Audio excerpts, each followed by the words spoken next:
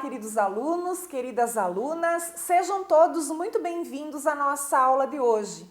Eu sou a professora Marilane e hoje nós vamos estudar a aula 88 de Língua Portuguesa para o 8º ano. Para a nossa aula de hoje, você vai precisar já do seu caderno de Língua Portuguesa, caneta e lápis, borracha e apontador, para fazer aí as anotações das regrinhas que vão aparecer nesse conteúdo a ser estudado. O assunto de hoje, então, é uma introdução à concordância verbal. Nós vamos conhecer algumas regras básicas de concordância verbal. Nossos objetivos são conhecer as regras básicas de concordância verbal e aplicar essas regras de concordância. Então, vamos lá. O que vem a ser, essa tal de concordância verbal? Concordância é o estudo da harmonia existente entre os elementos de uma oração.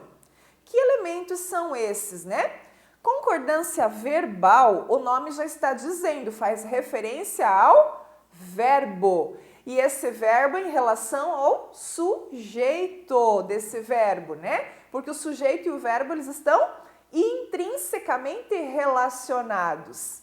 O verbo, necessariamente, ele deve concordar em número e pessoa com o seu sujeito. Muito bem. Quando a gente fala em concordância em gênero, eu estou falando da flexão para masculino e feminino. Quando nós falamos de concordância em número, eu estou falando de flexões de singular e plural. E concordância de pessoa é a flexão para a primeira, segunda ou terceira pessoa, Tanto do singular quanto do plural. Então, é o eu, o tu, o ele, ela, o nós, o vós, o eles e o elas, Para cada uma dessas pessoas tem um verbo específico em determinado tempo, não é mesmo? Muito bem. Então, a concordância, verbal diz respeito ao verbo e o seu sujeito. Muito bem. A regra geral de concordância verbal é que o verbo concordará com o sujeito em número e pessoa. Isso é uma regra geral. Então, olha lá o exemplo. Os professores publicaram as notas dos trabalhos. Sujeito, os professores, verbo publicaram. Se eu tenho um sujeito que está no plural, o verbo, obviamente, estará também no plural, Se eu trocasse aqui para eles, os professores corresponde a eles. Qual é o verbo que se aplica a eles? Eles publicaram, Se eu passasse essa frase para o singular e mudasse para o professor, eu teria que também mudar o verbo. O professor publicou as notas dos trabalhos, ok? Então, essa é a regra geral. O verbo concorda com o sujeito em número e pessoa. Mas, como na língua portuguesa nem tudo são flores, vem aí os casos específicos de concordância verbal, Os casos que são bem pontuais, são as regrinhas. Então, existem, diversos casos de concordância verbal na nossa língua, que é o que a gente vai conhecer agora. Concordância verbal com o sujeito composto. Então, o sujeito composto, só lembrando vocês que o sujeito composto é o sujeito que tem 2 ou mais núcleos. Por exemplo, a professora e os alunos, os pais e seus filhos, O Antônio com a Maria. Então, assim, eu tenho 2 núcleos no sujeito composto, Só para lembrar vocês. O verbo vai para a terceira pessoa do plural, caso o sujeito ele seja composto e anteposto ao verbo, quer dizer, o sujeito está antes do verbo, Anteposto quer dizer antes do verbo, tá? Ou seja, 2 ou mais núcleos do sujeito, o verbo passa para o plural. Então, isso aqui é bem simples. Está lá o exemplo, Interpretação de texto e gramática são importantes. Tá aqui o sujeito composto, anteposto, porque ele tá antes do verbo. O verbo é o são. Por que eu tenho dois núcleos aqui? Porque eu tô falando da interpretação e da gramática. Dois núcleos, sujeito composto. Então, tá lá o sujeito composto, tá antes do verbo, verbo no plural, ok? Muito bem. Exceção. Tô falando para vocês, você aprende a regrinha e logo vem a exceçãozinha, né? Quando o sujeito ele vem seguido de aposto resumidor. O que é um aposto resumidor? Depois do sujeito vai aparecer uma palavra que resume o sujeito, que pode ser o tudo, nada, ninguém, cada um. Aí eu sou obrigada a deixar o verbo no singular. Olha lá. Dedicação, estudo e confiança. Tudo contribui para o sucesso.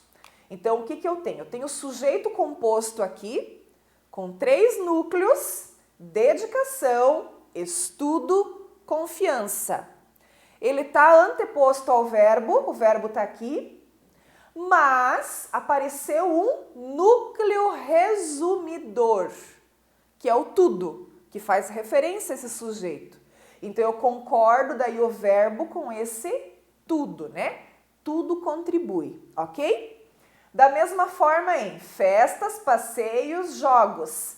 Nada o afastava do estudo. Tá lá o sujeito composto, ó, também tem 3 núcleos. Festas, passeios, jogos.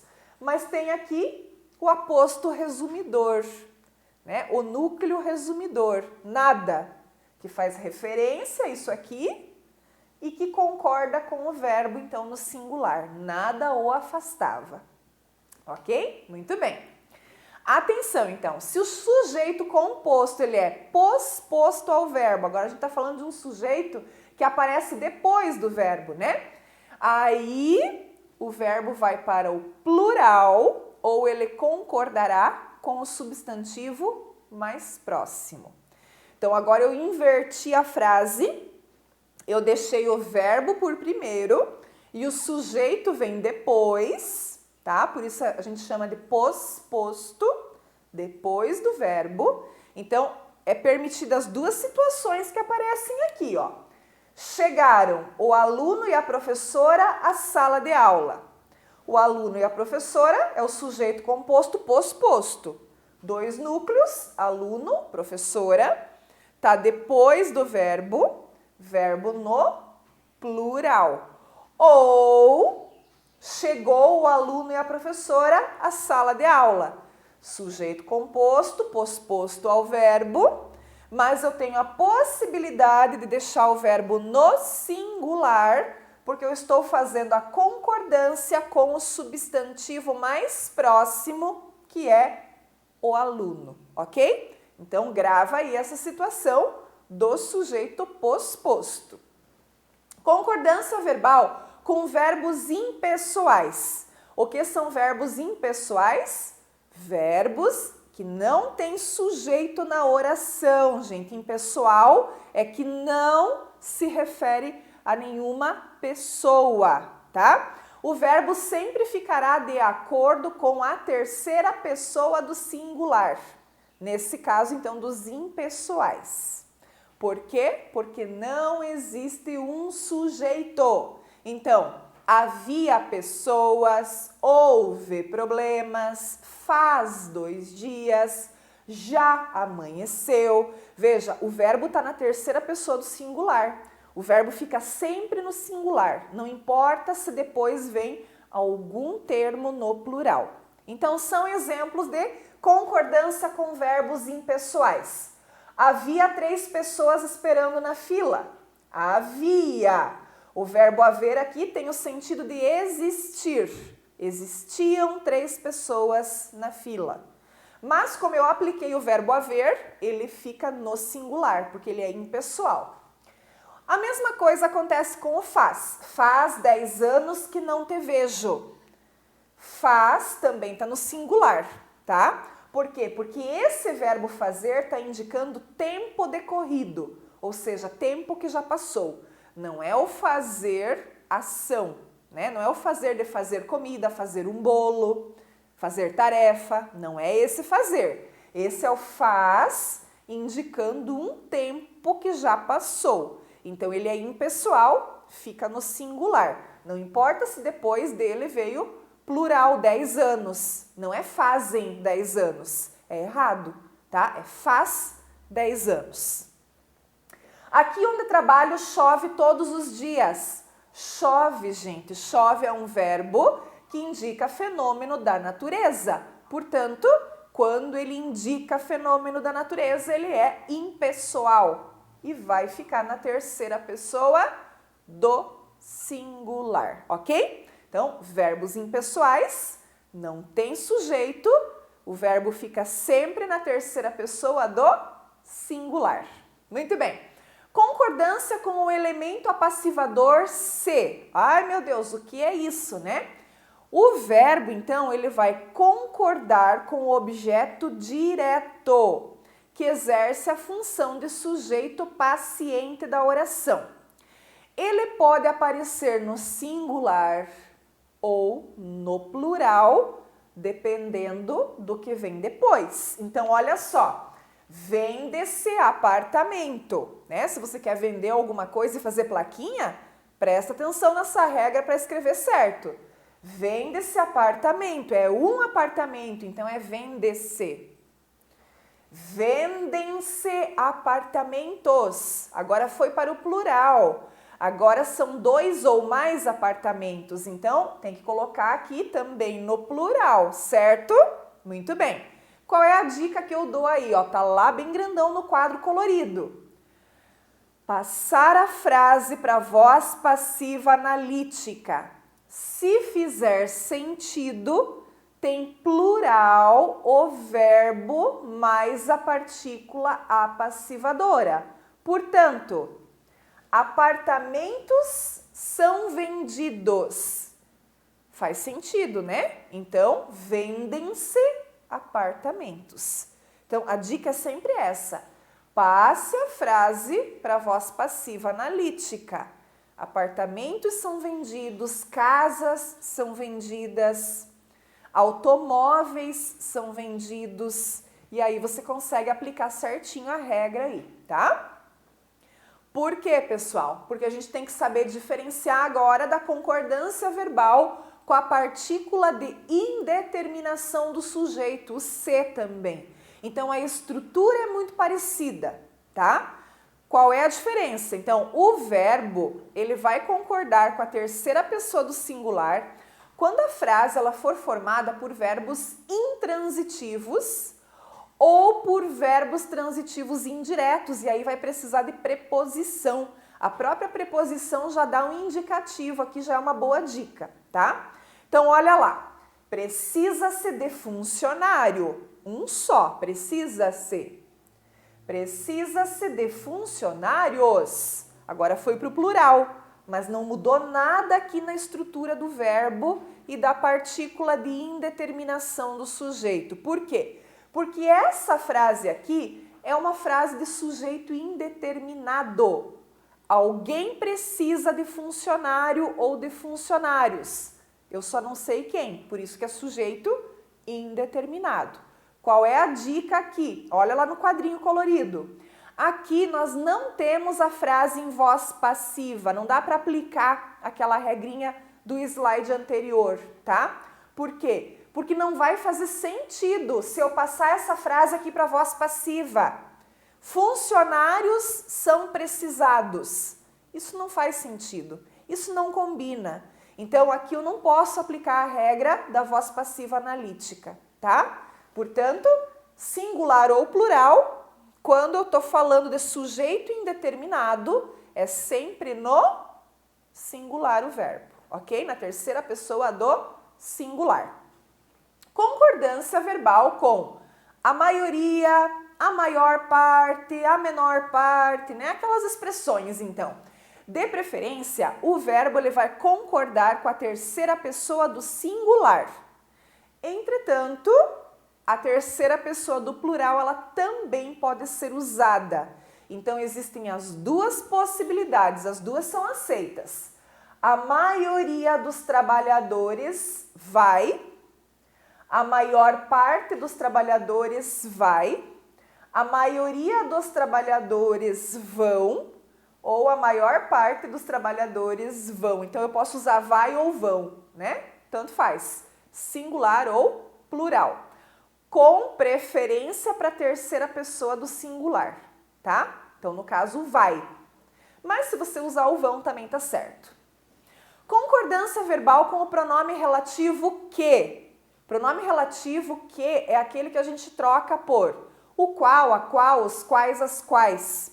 O verbo, ele cria concordância com o termo antecedente do pronome que. Então, com a palavrinha que tiver antes do que, é com essa palavrinha que o verbo deve concordar. Fui eu que pedi. Gente, eu pedi. Eu pedi. Pedi tá concordando com eu, que tá antes do que, ok? Foi ela que pediu. Ela pediu. Então, antes do que tá o ela, o verbo que concorda com ela é pediu, terceira pessoa. Fomos nós que pedimos. Nós pedimos, certo? Então, é importante eu olhar aqui antes do que, qual é a palavra que está antes dele, antes desse pronome relativo, e o verbo deve concordar, então, com esta palavra, certo? Muito bem. Concordância agora com o pronome relativo quem, né? Diferente de que. O verbo estabelece concordância com o antecedente do pronome. Então, eu posso concordar com a palavra que está antes do quem ou deixar esse verbo na terceira pessoa do singular. Então, eu tenho as duas possibilidades. Fui eu quem solicitou ou fui eu quem solicitei. Veja, aqui está concordando com o pronome. Eu solicitei. Aqui, eu solicitou. Né? Não é a concordância para o pronome eu, mas a regra diz que eu posso deixar esse verbo na terceira pessoa do singular quando eu tiver aqui o pronome relativo quem. Então, as duas possibilidades. Fomos nós quem solicitamos ou fomos nós quem solicitou. Parece que está errado, mas está certo, tá? Fomos nós quem solicitou. Porque a regrinha está dizendo que eu posso deixar o verbo na terceira pessoa do singular. Concordância com o verbo ser. O verbo, ele cria concordância com o predicativo do sujeito. Então, ele também pode ficar no singular ou no plural. As duas possibilidades são aceitas. Isto é uma mentira ou isto são mentiras. Quem é você ou quem são vocês? Lembrando que predicativo do sujeito tem com verbos de ligação, ser, estar, parecer, permanecer, né? Então, o é e o são os verbos lá do verbo ser. Concordância verbal com a expressão um dos que. O verbo sempre vai concordar com a terceira pessoa do plural. Então, aqui o verbo tem que ficar no plural, certo? Um dos que foram, um dos que querem, um dos que podem. Ó, foram, querem, podem. Tá na terceira pessoa do plural. Então, se a expressão for formada por um dos que, o verbo fica no plural. Concordância com porcentagem, pessoal. Quando o sujeito ele é representado por expressão que indica porcentagem, o verbo ele pode concordar com o numeral ou com o substantivo a que se refere a porcentagem. Então, olha lá os exemplos, ó. 20% acreditam em sorte para fazer a prova. O acreditam está concordando com o 20, né? Porque é plural.